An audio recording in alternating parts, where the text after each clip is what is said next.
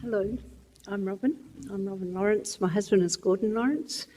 I'm very privileged to be here today, just to enjoy thoroughly what it's like to be with the young children as mum. But I guess I've got a few more slides because I've lived a little bit longer.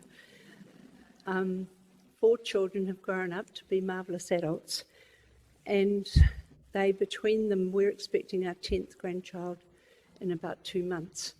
So it is going to take me a little bit longer to talk to you, because I think the others will understand how hard it is to choose the photos to show you from the thousands that are tucked away on these computers.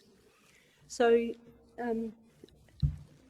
I just want to say that as a person at my age, I have been mothered, I have been grandparented, I have watched grandparenting of my own children, and now I am a mother and I am a grandparent. But the rules have changed slightly. So as we watched I'm not going to say battlefront, because it's not, it's a lifetime of joy. But if we watch the people who are face to face, who are there with the reality of young children, I've stepped back a little bit, and I realise that very much so. My mum and my dad, I think the big thing I thought, what would I say? What was my first learning curve with my children? It would have been easier if I could have cloned them, I thought. And then I thought, well, mum and dad had a go at it. But actually, I was one of triplets, and we were 3 massive individuals within that group. And no matter how long my mum dressed us the same, I think we might have been 12. One of the initiatives into teenagehood was to be able to choose our first bought outfit from farmers on the male catalogue, but they all had to be the same but we could choose the colours. It doesn't work. Your children are individuals regardless, and from birth we treat them that way.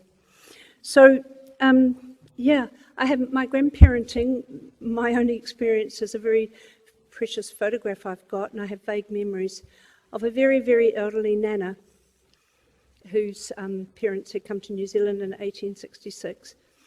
A very elderly grandmother, very stout, with very wide arms and 3 tiny babies in them. And I have a vague memory, I have a story of being put into my mother taking us to Auckland to visit about twice on the train, on the overnight train. So I didn't experience a lot of grandparenting. But I've learnt a lot, and I've learnt that, as you can see, Debbie and Gwen, every generation stands on the generation's shoulders of those that went before. So, the next slide, please. I'd like you to look at this one, a Maori metaphor for whānau, the harakeke. And I figured it. Baby lies nestled between parents. Next layer, grandparents. Next layer, thank God we have many of these people here today, the great-grandparents. And then we drop and we become the tupuna that lie in the ground and nurture the plant. And I've come to understand, life's a journey, and I'm on that journey. I'm still on the parent level, but I am also on the grandparent level. And I know, how can I be sure that the legacy I leave is worthwhile? So that's kind of what I'm thinking about today. Jackie's given me the chance to be really reflective. And so the next slide will show you that I've watched my father and my mother grandparent us as we all had little babies together. My 4 beautiful adult children, there's a couple of guys there that are their partners, but we have Matthew and Rebecca and Debbie and Hannah. Philip and Mark have joined us. Then I'm now being a grandmother as well, and piled onto our couch are these amazing children. In the next slide, I want to just very briefly mention to you, being a mother is about, to adult children, I learnt was about letting go. If you don't let them go, you don't get to know them as adults, and you don't get that new respect and that level of friendship and companionship from them. But you've got to be there. And you might be there from a distance. Becky was on our fridge last night. my laptop was on top of the fridge, and Gordon and I were getting dinner, and we were talking to her in Phnom Penh in Cambodia. She was on my fridge last night. We were there. We were parents. We watched that. Hey, can't you see I'm on the phone? I'm talking to somebody. Do you really have to ask me that now? We were right in their house. WhatsApp brings me a lot closer to the others. That's one of those programs, apps on your phone where you can have conversations with your family. We have them about gardening. We have them about all sorts of things. And I watch that sibling rivalry with great fun between them all. So we have contact. We are there in the background and we take the opportunities. What I wanted to say to you, the other one is Hannah. And, they have strong interests as adults. And you keep abreast with them, you're there. And this is the Auckland, I think it's called the 70.3, but it might be better known as the Half Ironman. And she's up there with the elite. She's worked really hard. But there, look what the camera caught at the last minute. It must have been me she was looking at because I took the photo. It's there. It's always there. You are always a mother. And in my mind, I know what she's saying. Pray for me. I'm off. We know our kids and we can be there for them. The next slide, I want to talk about my grandchildren. Welcome to my world. It's a very different world, isn't it? A very different world, and they're poised there, waiting for it to unfold for them. So I want to welcome you to their world and our world. The next slide shows you just how different their world is and has been from the beginning. My dad, in his very last couple of years, his oldest grandson took a calculator to him and said, "Look, Grandpa, you can actually do your figuring out on this. Let me show you." And he kind of looked and smiled at Kim and he said, "That's for you. That's for you, Kim. That's for you." And that's the world. It's for them, but we need to know about it. Where does it start? These babies are there. They're seeking out our phones. They're battling to get open that iPad. They want to be there. It's going to be tough. Joel is showing you how tough it can be to climb a hill. It's tough all round for them. The others are going to communicate. There's Skype. There's two sets of cousins talking to each other from Phnom Penh and Wellington, and one is the two in Phnom Penh are telling the other two how to buy an app and what it will do for them when they use it on their iPad. The other two are living with us at Cockle Bay at the moment, the bottom on those two. They're talking to their best friend in Phnom Penh, and they're watching the Google Earth, and he's showing them where his house is because they've just shifted house. It's a very different world they're growing up on. So the next slide, who am I? That's the key to being a grandparent or a grandmother. And I'm sorry, I can't just say grandmother because Gordon and I are in this together. Who am I? If we don't take note and learn about their identity, we can't be there for them in the few short years we're going to share their life.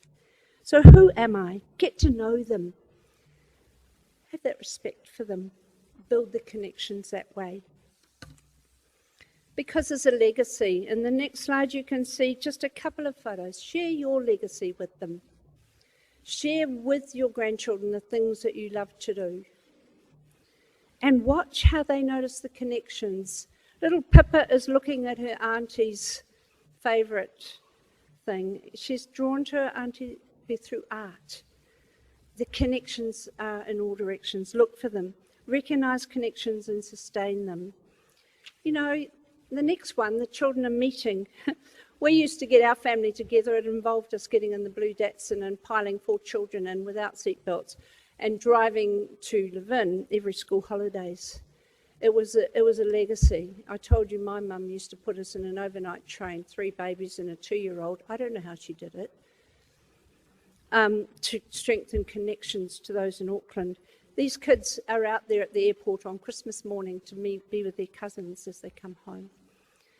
So there's 8 of our grandchildren piled up, and the next one, I haven't got a lot to say about that one because I can't put it into words, but if I can stand in my lounge window and look down in my garden and see my grandchildren sitting like this in the quiet and the peacefulness, getting to know each other, my heart sings.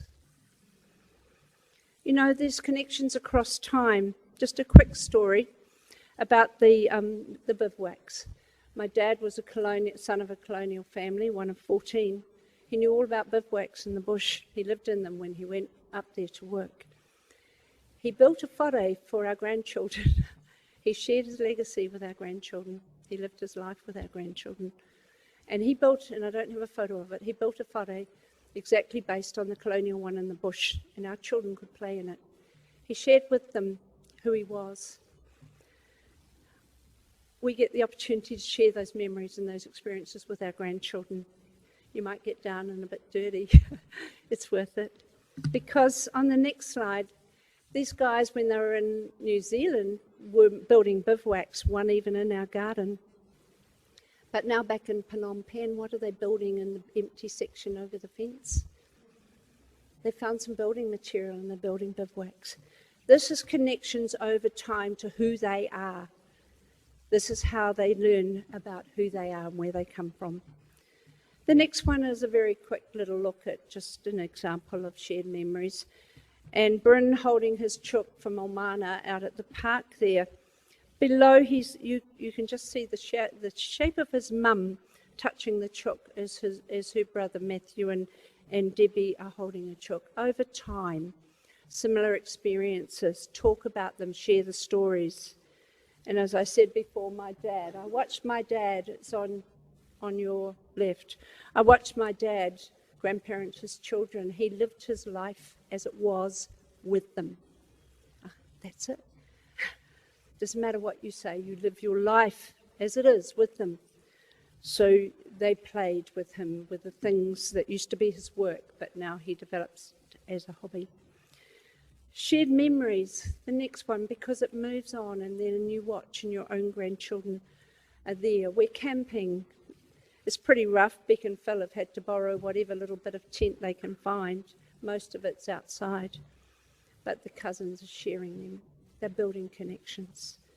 New connections for a next generation. The next slide, very quickly, just to show you, sometimes you create connections. And this one has a story.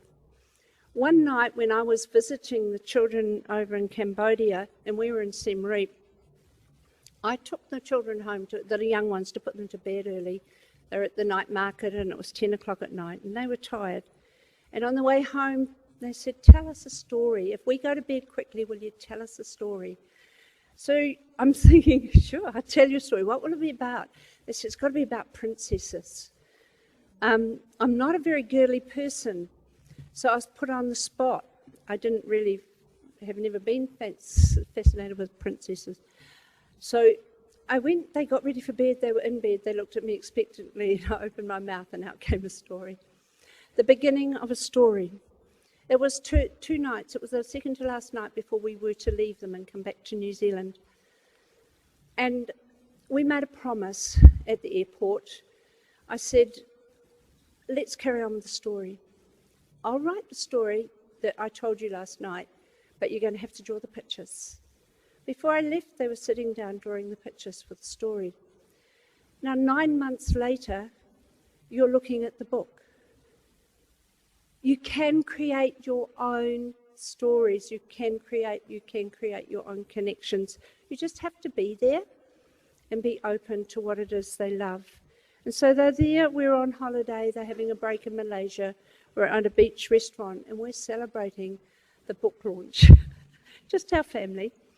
And the book signing, and all the things that go when you publish a book. The book's got a crazy name, 3 princesses, a prince, 3 unicorns, 1 black stallion, and a grey wizard. Oh, a grey pony and a grey wizard. A crazy thing, but it's there and it's finished. And it's another connection, another memory.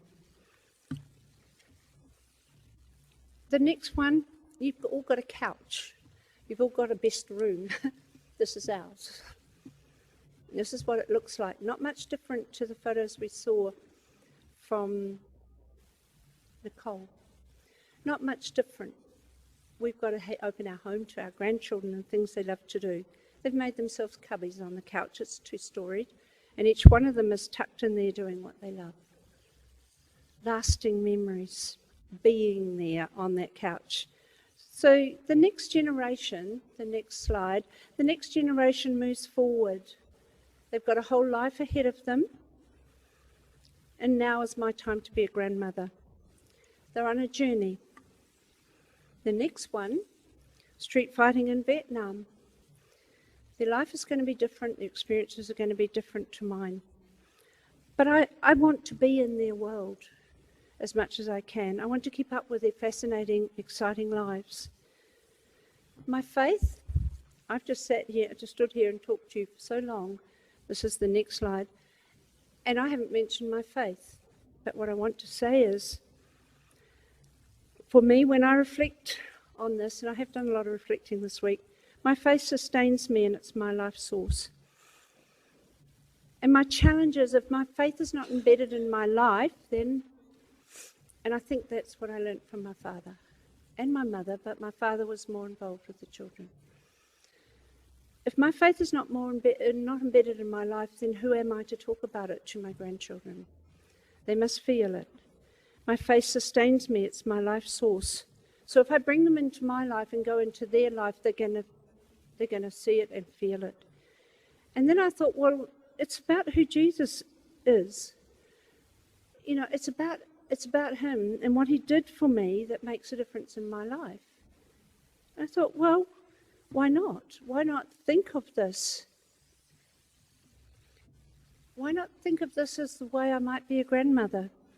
It's about the connection, who I am and where they come from and all those things. And what I do for them that's going to make a difference in their life. So it kind of works that way. My faith, in the next, almost last slide, comes wrapped in the love I give them. And I think that's after a week of, like Jackie said, thinking about these things and thoroughly enjoying it. My faith comes wrapped in my love for them. It's what I do with them. It's about being with them. It's how they feel and experience my love. That's what they remember. So being a grandmother is an enormous privilege for me. I've got a newborn little grandchild here. Her name is Gwen, and she's 2 days old, and I'm just passing her over to her mum. 2 levels. I'm being there for mum, and I'm starting to get to know this new granddaughter. So I just want to finish by just reading to you from 1 John 4, 12 and 13. But if we love each other, then God lives in us. If we love each other, then God's love has reached its goal. It's made perfect in us. We know that we live in God and God lives in us. And I think that's kind of how I sum up my involvement in my grandchildren.